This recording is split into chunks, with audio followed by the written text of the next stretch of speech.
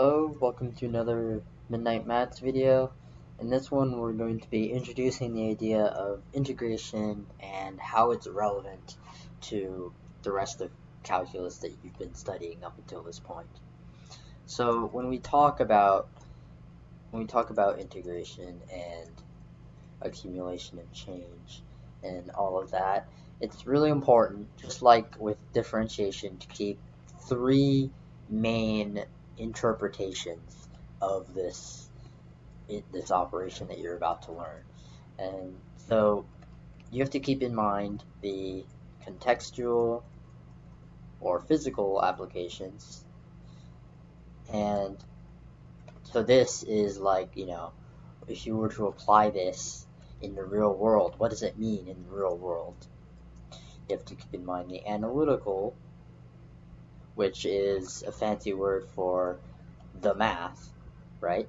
So this is the equations, the formulae, all of that. How do you calculate an integral? You need to be able to do that and to do those procedural sort of analytical procedures. And then you also need to have a graphical knowledge of integration. What does this mean on a graph of certain functions?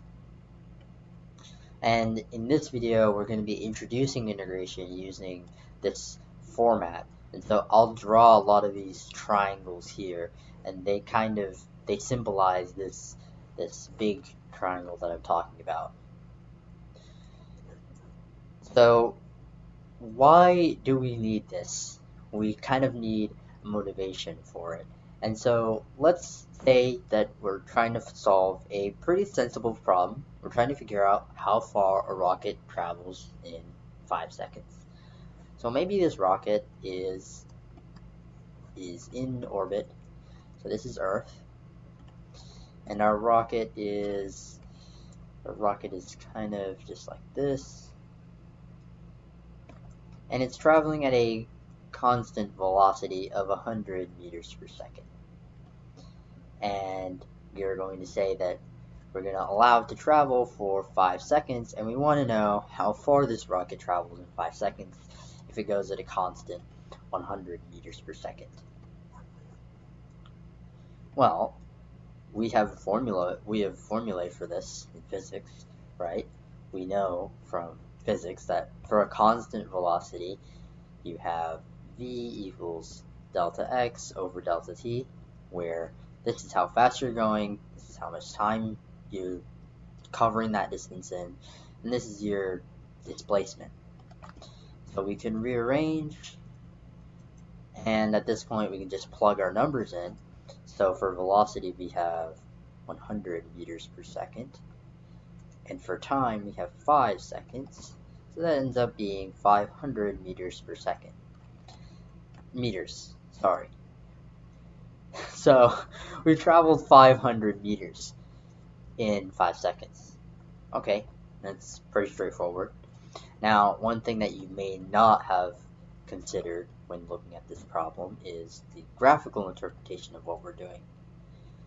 And so if we graph the velocity as a function of time, where we have 0 seconds over here and 5 seconds over here, what is it going to look like?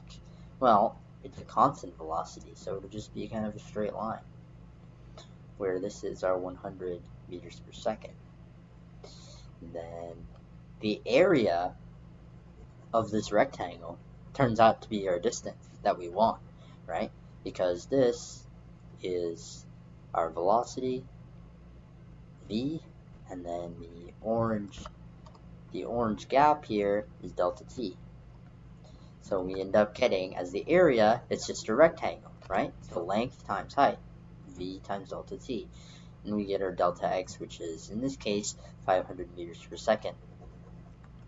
Now this is going to be no coincidence that we're finding the area under a certain curve. We're going to be doing a lot more of this later. But in this case it was pretty straightforward. You didn't need any calculus because the area was a simple rectangle. Well, let's take another, probably more realistic example of a non-constant velocity. So suppose this is the surface of the Earth, and to get in orbit we had to accelerate off of the surface of the Earth, right? So maybe at first we're not traveling at all. This is maybe right before launch, and then we're launching our rocket, and it's accelerating, going up, and maybe at some point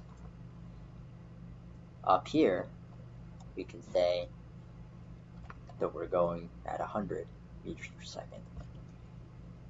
And let's consider the same time interval of 5 seconds. So the numbers look similar, but there is a major difference, and that is that we're changing velocity over time.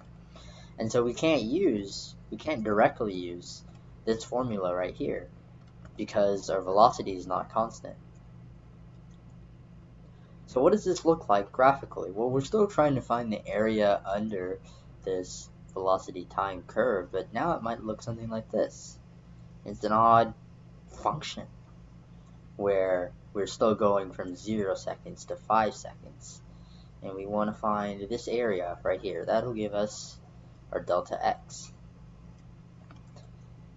But we don't quite know how to do that analytically yet, right? And so that's our big question. And that is what integration in calculus is going to enable us to do. So how we're going to do this eventually is we denote it with this weird S looking shape, and then we integrate. So this basically tells you that you're integrating our velocity function, and you're going to do it from 0 seconds to 5 seconds, and this will turn out to be our area that we want, or distance that we've traveled in 5 seconds. And so this is how we can deal with non-constant velocity.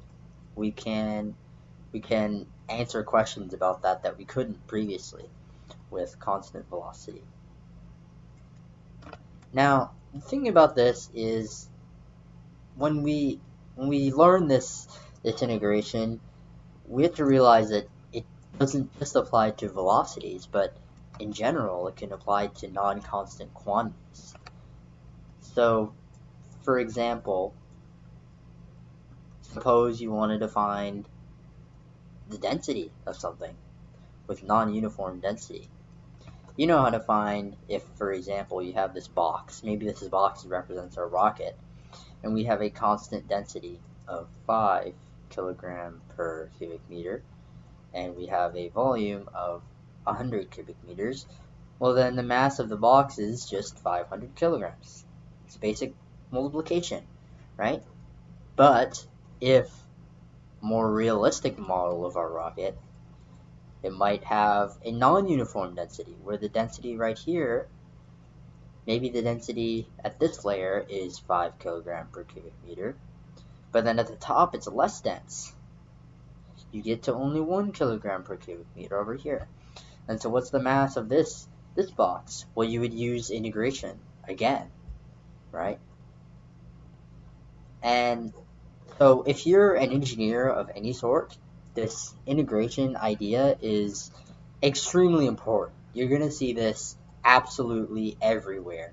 In engineering, in physics, this idea just keeps getting built on with more math as you go on.